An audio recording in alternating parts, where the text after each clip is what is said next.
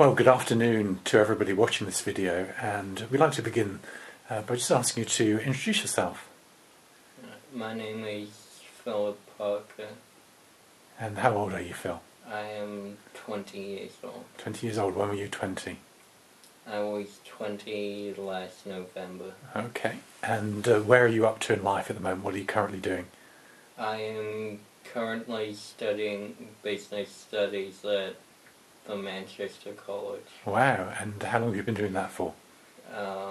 Since September. Since last September. How long's the course? It's a 2-year course. Are you enjoying it? Yeah. Yeah. What do you think you might do once you've done your business course? Hopefully own a business of my own. Own a business, yeah. That's a great aspiration, isn't it? Yeah. Yeah, okay. Well, Phil, in just a few minutes we're just going to tell everybody watching this video just a little bit about your medical condition, and particularly more so about the ketogenic diet that's been used to control the condition. So to start with, just to be clear, the condition you have nowadays is called Glut-1 DS, is that right? Yeah. Yeah, okay. And you've been on the ketogenic diet to control the symptoms of that condition for, how long would you say that is? A few years. A few years, probably about 4 or 5 years now, isn't it? Yeah. What's the most difficult thing about sticking to the ketogenic diet? The fact that it's no carbs and no sugars. Oh, okay. So what sort of foods are ruled out on the diet? Basically anything good. Anything good? Okay. So things like chips, Yeah. crisps, Yeah. cakes, Yeah. cookies, biscuits, Yeah. chocolate, Yeah. desserts, puddings, all sorts of those things. So what sort of things do you have on the diet? Meats, cheeses, fruits and veg. Okay. And then as well as the food, there's also something else very important you have with each meal, isn't there? I have to have a certain amount of fat to go with the meal. Okay. And is that like a teaspoon or something? No, it's a decent amount of fat. Decent amount. Show people kind of like, give a sense, just what size is the container? About this much. Full of oil? Yeah. Oh, how on earth do you drink that? I don't know. You just got used to it, haven't you? You're amazing at doing that, yeah? Yeah? Okay. And you've said it's a really difficult diet to stick to, isn't it? Because all the foods that you like are not allowed on the diet. If you don't stick to the diet very well, how does your body respond to that? My symptoms start acting up.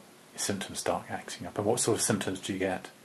Like neck jerking, body writhing, just anything like that. Anything like that, okay. And also, as well as those kind of uncontrollable body movements, there's one particular problem that your symptoms can cause you when you're trying to get about. What's that? What can happen to you? I start having difficulty walking. Okay, and how difficult can that get for you? Very difficult. To the point where I have to stop and take a break. Your legs, your dad's seen your legs almost kind of give way underneath you, don't really get too bad. And so it's amazing, the diet's done wonders for your life, hasn't it? Yeah. Yeah, well, it's a real pig of a diet. It's just so improved the symptoms. And how much so would you say, with the passage of time on the diet, I mean, how much better would you say, how have your body responded, how much better have your symptoms got? A lot better. A lot better, yeah. So you really, most of the time, if somebody met you, what do they think about you? What do they think you're a kid with an unusual medical condition or not? Most people think I'm just like any other normal person. And that must feel great, does it? Yeah. Yeah. So that's amazing. That's a real pig of a diet.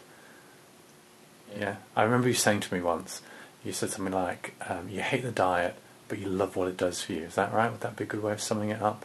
Yeah. Yeah, okay. And so give us all an example of something that you can do now that you would never have dreamt you would be able to do, say 2 years ago. Travel across the country by train or bus.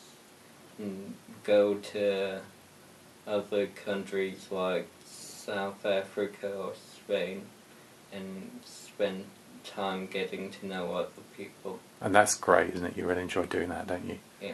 You mentioned South Africa briefly. I would say that's the most amazing thing that certainly your mum and dad would never have dreamt that you could have done a few years ago. Briefly, how long did you go to visit South Africa? A week or two? I was in South Africa for 2 months. For 2 months. And you were able to get yourself about, walk, Yeah. you have a normal life there. Yeah. And you were part of a team, weren't you? Yeah. There. So you had to keep up with everybody else. And briefly, the team was working with... We were working with HIV, AIDS hospices and children's feedings and stuff like that. Wow, that must have been amazing. You get a great sense of achievement out of that, did you? Yeah. Yeah, and you were probably able to do a lot to help and bless the kids and everybody else you were working with. Yeah. And that's all because of this pig of a diet, isn't it? Yeah. Yeah, so it's true to say, isn't it? We hate the diet, but we love what it does for you. Is that right? Yeah. Well, Phil, thank you so much, and I'm sure the doctors and everybody else watching this video is going to really appreciate hearing a little bit more firsthand from somebody that suffers with this condition, Glut-1 DS, and you're an amazing example of just how, with good medical care and particularly this wonderful diet, how you've really triumphed over adversity, and as a 20-year-old man, you've just got the future ahead of you, haven't you? Yeah, so thanks very much, Phil. Really appreciate you taking a few minutes to talk with us. Thanks very much, and all the best for the future. Bye for now.